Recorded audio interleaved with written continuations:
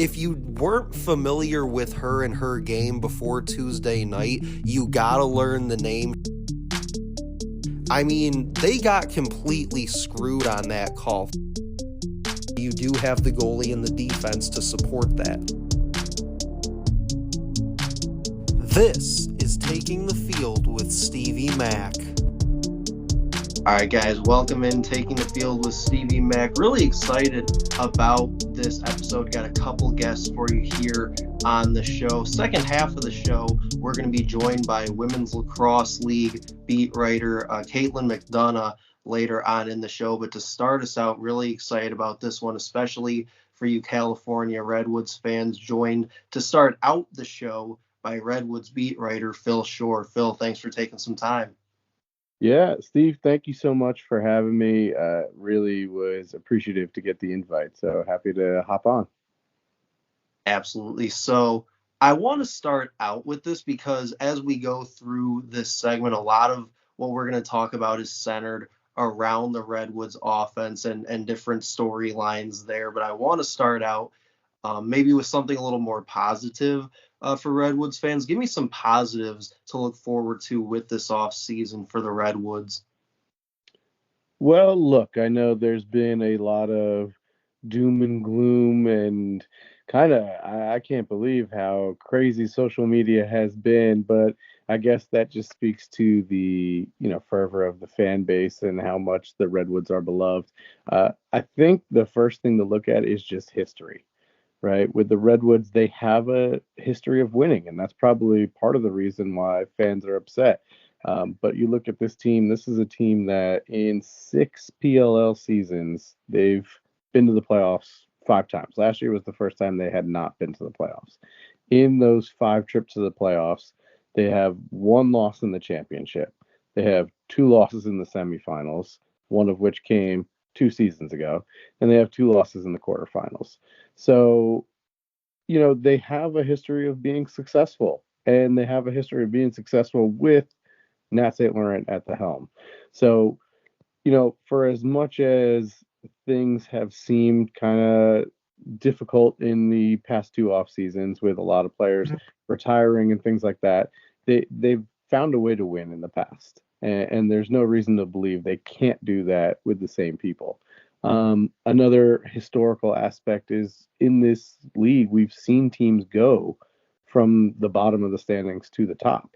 Um, you know, a couple of years ago, and let's just say, the Archers weren't at the bottom of the standings, but there was so much talk about how the Archers couldn't get over the hump, how they couldn't get out of the quarterfinals, they couldn't win the big game, and finally they did. They finally did, and now they're the best team in the league, and everybody loves what they're doing.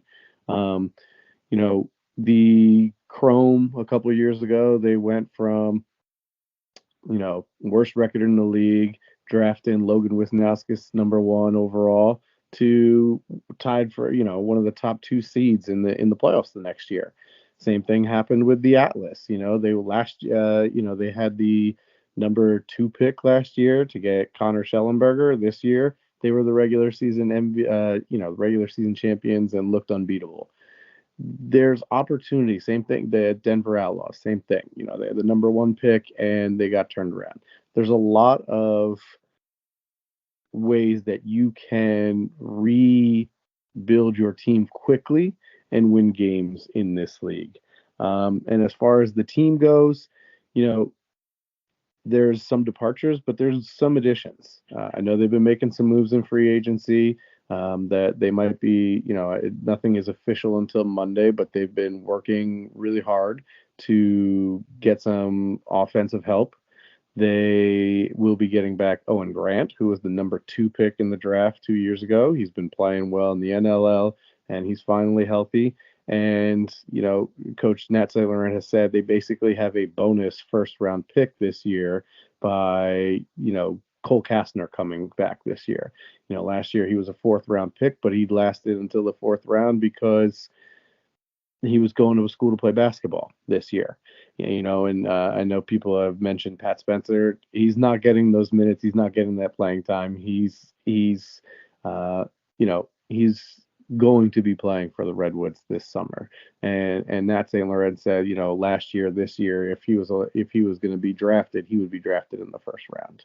So he calls it their bonus first round pick. So you got some help coming in on the defensive end with those two guys. They're making moves in free agency. And, Nat's always never been afraid to make a trade either. So there's always that option as well. So I know that was a lot. I know some of it was history and theoretical, but it's not over yet. The things are just beginning.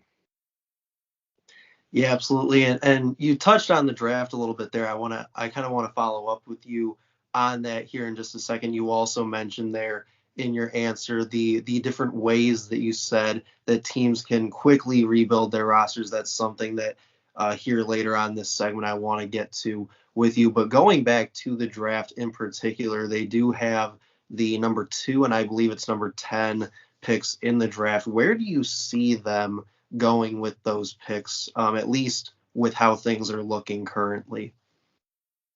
I definitely think they'll go offense. I think it's a matter of preference. I would imagine CJ Kirst is going to go number 1, but then that leaves a lot of guys available. Obviously, Mr. Kavanaugh is a popular option to go number 2, and the Redwoods do have a history with, they had Matt Kavanaugh on the team for some years, and they also have a lot of Notre Dame guys on the team. So that's certainly a possibility. Coulter McAsee is also a really nice pick. I really like Andrew McAdory, and would add some speed and dynamism to that midfield. So I definitely see them going offense with both the first couple picks. Could they add to the defense? Sure. Could they add a short stick D midi, especially with Isaiah Davis Allen retiring? Sure. But I think to get the most bang for their buck, and where you've seen teams, like the Outlaws did last year, I think they're going to go offense and try to get some young firepower to bolster up the offense.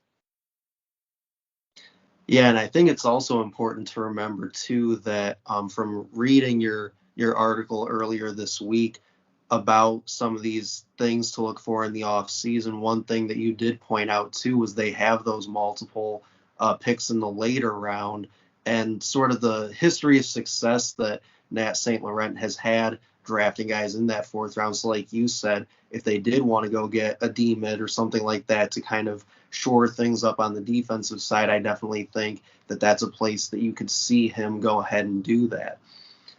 So we did kind of touch at the start of the segment on some of the departures, like you had mentioned. One of those, kind of the big story from the other day, was Chris Gray. Also, I believe it was earlier this week as well, the announcement that John Grant Jr. wasn't going to be back on the coaching staff this summer either. So just talk about some of these departures that the Redwood, and you even mentioned there in that last answer with Isaiah Davis Allen, just talk about some of the departures that the Redwoods have faced even just in the last 72 hours, really. Yeah, and I think that's been one of the things that the fans have kind of latched on to, is that the changes have been big changes in a short time frame.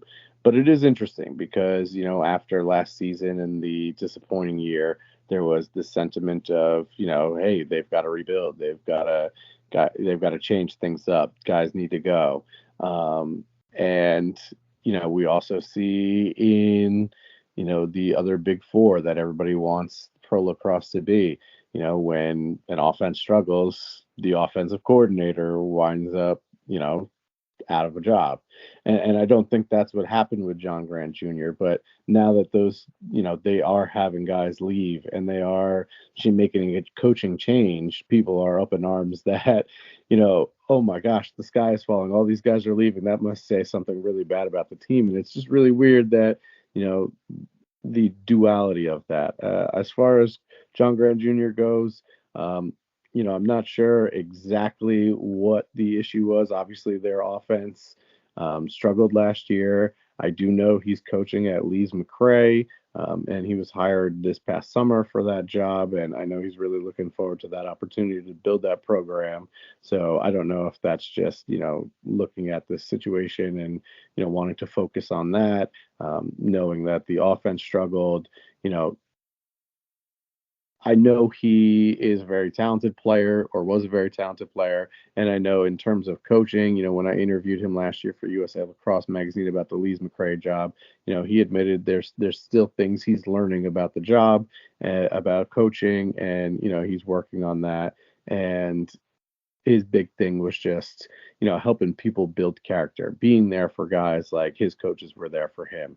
So as far as the Redwoods go, I can't say that I know exactly for sure why he stepped down, but that he certainly, the team certainly could benefit from, doing things a little differently on offense than they did last year. As far as Chris Gray goes, I wrote that piece for the PLL this week about his retirement. You know, he I think fans are disappointed there too, just because one, it was a big move to get him, and two, he's had such a short career in the PLL, and they wanted more, especially after the promise that he had in his first 2 years. But he talked about just how grateful he was for his time with the Redwoods, but you know he felt a little guilty about the play that he had and whether he was giving it, whether he had 100% in him, and he didn't want it to be about him. He wanted it to be about the team, and that was, where he kind of made his decision, was that he wanted the team to be successful, and he felt like he wasn't helping with that success. Yeah, and I know as a Atlas fan myself, him starting his PLL career with the Atlas was fun. Getting to see him suit up for them back just a couple seasons ago, and the impact that he had just in that short time with them on the offensive side under offensive coordinator Stephen Brooks. Another player that hasn't officially um, announced that they're going elsewhere, but has been certainly rumored that he's looking elsewhere around the league is Rob Pennell. Is there anything that you've necessarily heard going on there? Well, with Rob, he's obviously had a very long and successful career, and talking to Coach St. Laurent, they did make an offer to keep him, and Coach St. Laurent said the two of them get along very well, and he said that it's been a difficult decision for Rob because he does have such a love for Coach St. Laurent, and that there's an offer on the table if he would like to stay with the Redwoods. But also Rob is in the final years of his career. There is talk of him. There was talk of him possibly retiring. It looks like he's going to come back this year for another PLL season, but he's at the tail end of his pro career, and he's the first to say that. And it sounds like he's looking to explore all of his opportunities. And it's possible just a change of scenery might benefit him and look for a different opportunity at winning a championship. Um, you know, and again, when you've got a team that struggled as much as it did last year, especially on the offensive end, certainly not Rob's fault.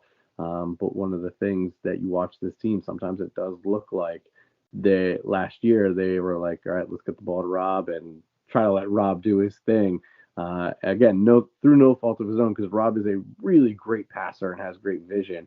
And that's not to say that he's being like a black hole or anything, but when you've got this guy that sometimes people just know is so great and they rely on him, they kind of step back and step off the gas and, standing around kind of watching him try to do his thing. And they need to get more involved in the offense. And maybe with him leaving, maybe that means certain guys step up and they're going to have to change the way they do things. So again, different kind of schemes and philosophies going on with that team. Talking with California Redwoods beat writer Phil Shore on Taking the Field with Stevie Mack. Last question for you here, Phil, in segment one of the show. You mentioned top of the segment that there's different ways that these teams can really overhaul their rosters in a sense in one off season. With the situation maybe that the Redwoods find themselves in this off season, where do you think that they focus maybe more of their attention or maybe more of their resources? I think they're going to take advantage of the draft, and especially those top two picks, 2 and 10. I definitely think that's the case. But like I said, Nat St. Laurent has never been afraid to make trades. Looking at that offseason piece that I wrote about, that was one of the things he said. Just hey, I'm never afraid to make a trade. And when you look at the history of it, he traded for Rob Pennell. He traded for Miles Jones. And then he traded Miles Jones for Romar Dennis. He's traded for Chris Gray. And aside from the Chris Gray trade, looking at Rob had a much better PLL career with the Redwoods than he did with the. Um, you know, Miles Jones seemed to be doing much better with the Redwoods than he did with the Chaos. Romar did much better with the Redwoods than he was doing with the Atlas that season after the championship series. So he's found guys that have fit into the team and made an impact. So I think that's certainly a possibility, and I think that's definitely a way that they could do things. I don't know what kind of capital they're working with in terms of what are guys that they'd be wanting to trade. We've seen them willing to trade draft picks, so that's certainly a thing. I do think they hold on to that first and 10th pick, first rounder and second rounder, the second and 10th pick, for sure. But especially when they need to get a little bit younger. So I think the draft is going to be huge for them, but I wouldn't rule out a trade ever with the Redwoods. Absolutely. Well, Phil, this was a lot of fun, a lot of really good information on the Redwoods off season's potential plans. And I want to thank you again for taking a few minutes of your time. Yeah, thank you for having me. Anytime that you want to talk Redwoods, you want to talk lacrosse, I'm happy to hop on. Thank you so much for thinking of me and including me. Appreciate it. Absolutely. All right, coming up next on Taking the Field with Stevie Mac, we're going to be joined in segment 2, final segment of the show, by WLL beat writer Caitlin McDonough.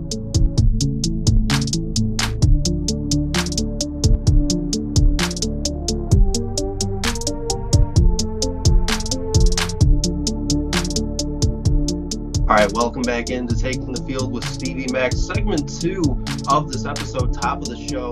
Glad to be joined by California Redwoods beat writer Phil Shore. Did a deep dive into this Redwoods off season with him. Now here in segment 2, really excited to get into some WLL talk with WLL beat writer Caitlin McDonough. Caitlin, thanks for a few minutes of your time.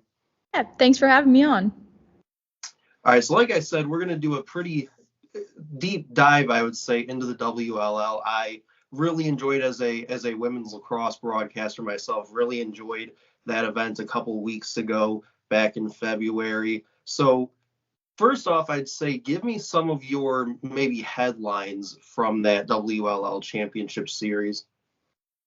So my first headline would probably be the photo of Charlotte North and all the fans, young fans surrounding her, waiting for her autograph right after she played the New York Charging. To see that live and in person was absolutely surreal.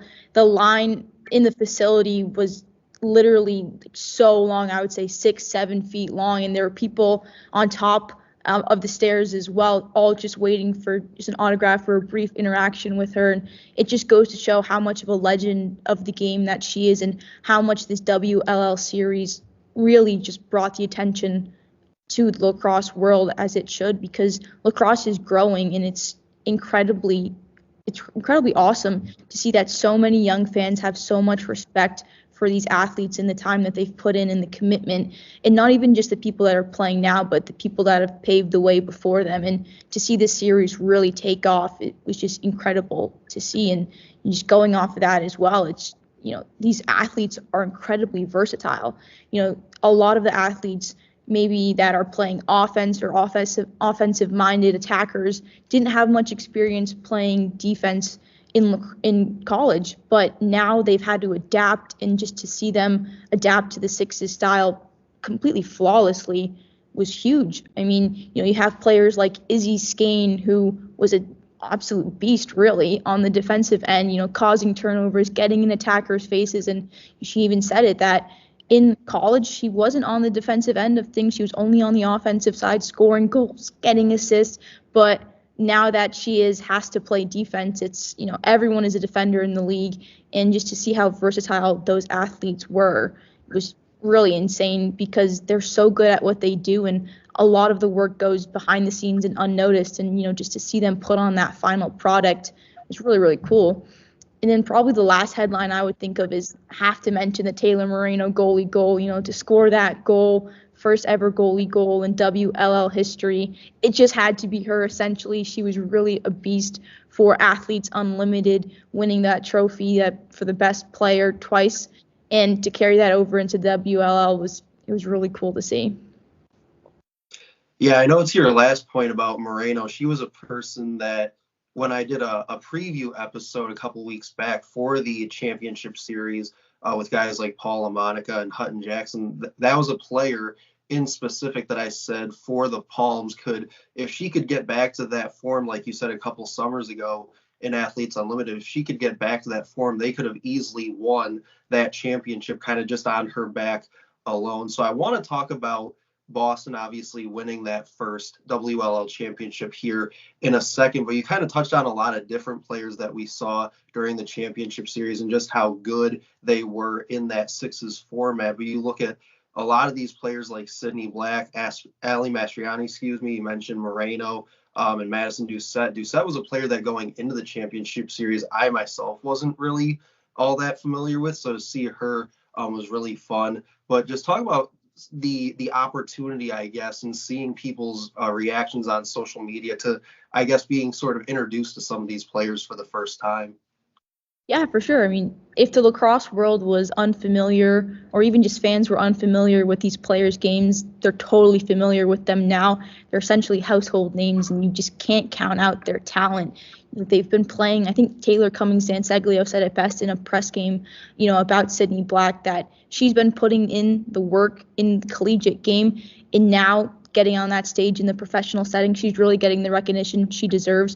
And that extends to all these athletes. You had a ton, I think, of the household names, the Charlotte Norths, Izzy Skanes, that were coming into this league that people knew. But you have, kind of the Sydney Blacks, Madison Doucette, that people really didn't know, but they're totally familiar with their game now. And, to see get them recognition on social media, it's actually does wonders for their confidence levels, but also for the lacrosse world in general.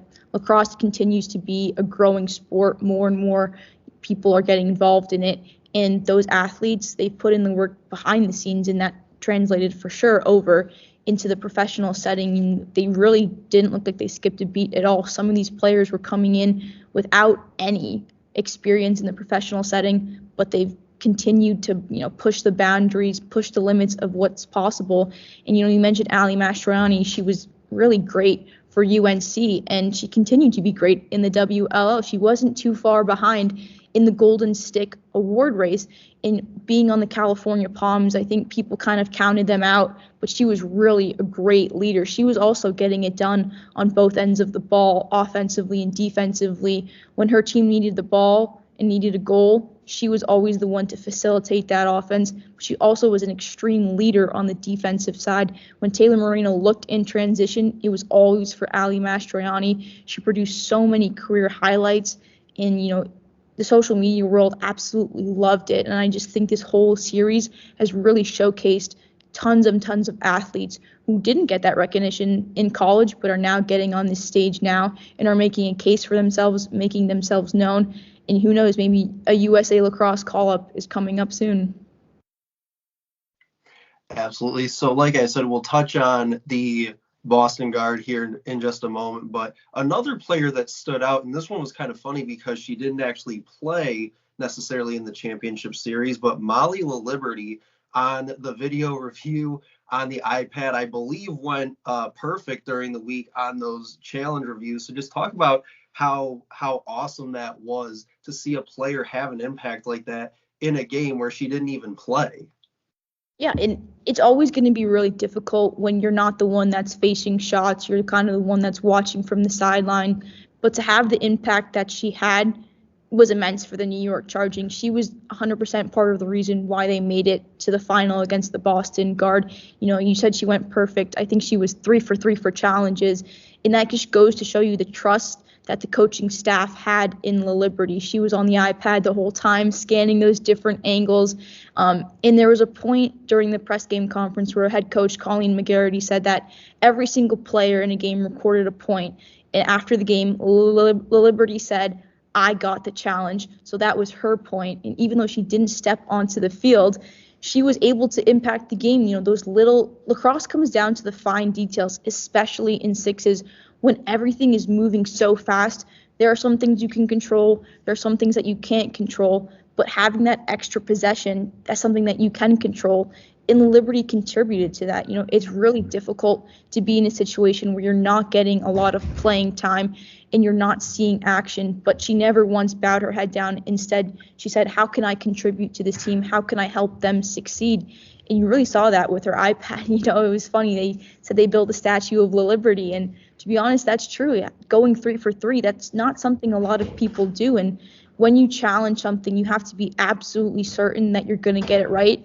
And she was absolutely certain every single time. And it almost was, you know, when the New York Charging put their challenge flag down, you knew that they were going to get that call. There was only going to be one option. And La Liberty was, you know, the genius behind the iPad. She was the man behind the operation because she was seeing those screens and, you know, her iPad and little angles. It helped the New York Charging a lot. Yeah, I think my favorite part of that whole thing was it might have been the semifinal, I want to say, when she won that challenge and actually turned around and held it up to the crowd and they all just went nuts for it. I thought that was just a really fun moment there. So now getting to the Boston Guard in specific, obviously you already talked a ton at the top of the segment about Charlotte North and the impact that she had that week, both on and off the field, like you had mentioned. I believe Dempsey Arsenault was also part of that all kind of tournament team as well. And then Rachel Hall for them over that weekend stepped into the cage and did really well for them. Just talk about that guard championship team. Yeah, I think the Guard were absolutely unstoppable as the series progressed. You know, they started their opening games with a loss, but that really didn't define their series at all. In fact, after each game, they got better and better. And I think that comes down to the leaders of the team, North and Aldave. They really took it upon themselves to say, how can we make this team better? How can we use the time that we have to get this team to where it needs to be and to win championships for Boston? And a lot of that came down to ball movement as well. You know, teams were really quick to double team Charlotte North. So if teams slid to her early, that meant another player was open. And she uses her lacrosse IQ. She recognized that. She would quickly move the ball out to someone like a Cassidy Weeks or a Casey Choma, who would quickly just quick cradle, switch hands, pass it off to another player, and just find that open space because she does generate so much attention from the defense. But Boston relied on their ball movement. You know, they didn't really get the ball settled too much. They were always passing it around, and they would overload some of those sides to say, you know, if Charlotte is getting double teamed, we have so many different goal scorers. And I think that showed, you know, they didn't have a game where one person, you know, got all of their goals. I think in every single game, multiple players contributed both offensively and defensively. And, you know, you mentioned Rachel Hall. For someone to come into the games, not start the first game, come into the second half of that first game, and then not start the second game at all, but really just come into her own the third and final game of the championship. She acted like another defender. She was very aggressive to come out of the cage and kind of echoed her Boston College days where she just was so secure in everything that she was doing. She was seeing the ball incredibly well. And that's because Boston had a very great defense led by also former BC Eagle Courtney Taylor. She really marshaled them. You know, in a press game conference, she said, if we slid early, we accepted that and we just moved on. And she really marshaled the defense. You know, they often force opponents to stay outside of the middle and take those bad angle shots that you can't really get past Hall because once Hall is set in her position, she doesn't move. you're not getting past her. And, I think she saw that, and there was a play where she came out of the crease very, very, very quickly to stop transition, because sixes is a game of transitions, and Hall acted like a really great defender there. And this whole team was incredibly well balanced. You've got Cassidy Weeks as well, someone who is probably really underappreciated in the role that she has. She was one of the most consistent players all tournament, doing that dirty work that people don't really see on the stat sheet, picking up those ground balls, causing those turnovers, and getting it done on the draw circle. Even though there were only 4 draws per game in the championship, I think the guard won every single draw, and within 30 seconds of winning that draw, went on to score a goal. So I think that was really key for why the Boston guard ended up winning the championship. Yeah, I got a couple more questions left for you here. And then just real quickly, I know you mentioned kind of beginning of that last answer, you mentioned they had that one loss early on in the championship series. I actually had to brag a little bit on social media after that when I was part of I believe it was like 9% that picked the Palms in that game. So I had to brag a little bit about that one. And then you also mentioned just the impact that Rachel Hall had in the cage for them over that weekend leading into winning that championship. I believe it was after the championship game, they asked Charlotte North about, how much she trusted her being able to be put in that position. And I think she said, well, I won a national championship with her back in college. So, yeah, the trust is definitely there. But talking with WLL beat writer Caitlin McDonough on Taking the Field with Stevie Mack. A couple more questions for you, Caitlin. There was a lot of discussion, maybe mostly sparked by me, I would say, but about in the future having a 2-point line in the WLL. And somebody even like Megan Carney, who played in the championship series, I saw posted a video of her hitting a shot from the outside and even was asking about that herself. So what is your thoughts now having seen the WLL in action in person? What is your thoughts on that? I think they should absolutely add the 2-point shot to the WLL. I mean, players like Megan Carney and Emily Harris-Chuck and Charlotte North, they're all suited for the 2-point line. I think Harris-Chuck had 3 goals from 13 plus yards. She was almost automatic when she got the ball beyond the arc and would just fire at cage and score. And, the 2-point arc, it shows how much skill it takes to score, because in a regular lacrosse game, you wouldn't really think about unleashing that shot. But because it's sixes, because it's so fast paced, the skills are on display. And I think they should definitely add the 2-point shot, because it just goes to show how, skillful these players really are to fire that far away from cage to score. It's insane, because goalies, I was a goalie in high school. So whenever someone shot far away, I would say, oh, this is going to be an easy save. I have plenty of time to react to it. But the way they were putting the power and finesse behind those shots, I don't know how any goalie, truthfully, is stopping that, because it just takes so much skill and precision. And I think it comes down to precision and, recognizing that these athletes put so much time into perfecting their shots. Everything is all about the angles these days. And so it is really important to add the 2-point shot, because it can highlight so many more player skill sets, especially for maybe some of the defenders who are gassed. And I'm like, let me just let one fly before the shot clock's over. So yeah, I think it's important to add the 2-point shot, because why not? Why not have these athletes show even more skills that they're already capable of? Yeah, and I would 100% agree with all of that. Obviously, if you want to hear my full thoughts on what I had to say about the 2-point arc, you can go back to my last episode. I led off that episode with that. So for any of you listening here on this episode, you can go back and check that out. And then last question for you here, Caitlin, before we wrap it up. What do you see next for the WLL? Do you see maybe a potential summer season like what we had with Athletes Unlimited? Yeah, for sure. I mean, I think, the WLL is just going to grow from here. I think they can adopt the schedule that the PLL has in play towards the summer and maybe into the, September, because the time is now for lacrosse. This whole league has taken off, and I think if you continue to add, more teams to more cities instead of just having 4 teams expanding it. It's going to take little steps, but definitely the expansion of the teams and just expansion of players and having full-time coaching staffs and full-time, this can be a full-time job for players, because a lot of players, they do coach on the side for college teams. So I don't imagine that it will interfere with the college season at all, because, some players coach, others are broadcasters. USA Lacrosse has camps here and there. So I don't think it's going to step on any of that. But, I can absolutely see the WLL taking on a summer role, because it's nice out to play lacrosse. You don't have to play indoors.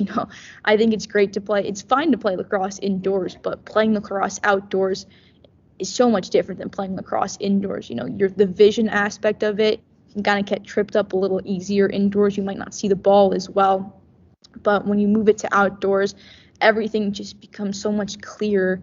And, the WLL, it's just going to take off from here. I think, you might see some more representation on the West Coast, because I would say lacrosse maybe is a more dominant on the East Coast, but the West Coast is strongly growing their game. You have the California Palms, only West Coast team. So I think shifting and expanding past the East Coast is really going to help this league grow. And you mentioned Athletes Unlimited.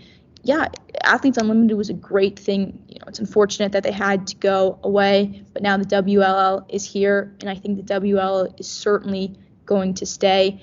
And I think it's going to become a mainstay for a lot of these players. And they're not just going to treat this as sort of an off-season kind of, activity. They're going to treat it like it's a real professional league, as it should be. And they're going to use this to obviously prepare for the Olympics that are coming up. And this can be a really great stepping stone and kind of an example for other countries to follow, because lacrosse is a growing sport. It's going to be worldwide. A lot of the teams are coming, from all over to play in the Olympics. So a format like this, they're going to Japan in a couple days in March. So I think that this definitely is an example for other countries to follow in terms of format. And WL, it's just going to take off from here. There was so much hype coming into it, and the response from not only the fans but the players, they were so appreciative of everything that went on behind the scenes. So, next season there might be some more teams, who knows, but I think the way to build this league is to have stability, to have more than just 4 teams expanded across, maybe even having a little bit bigger of a roster. I know it's only 6 players on the field at a time, but maybe having a couple more players on each roster and getting more people out of college to play. But the WL is certainly going to stay for a long time. Yeah, I know I believe it was 4 years that Athletes Unlimited lacrosse was around. I was a big follower, big supporter of that. And now with the WLL, I see it being kind of the same wherever they go with it. I'm sure I'll be following along just the same. But yeah, Caitlin, I definitely want to thank you for taking a few minutes of your time. Yeah, thank you so much for having me on.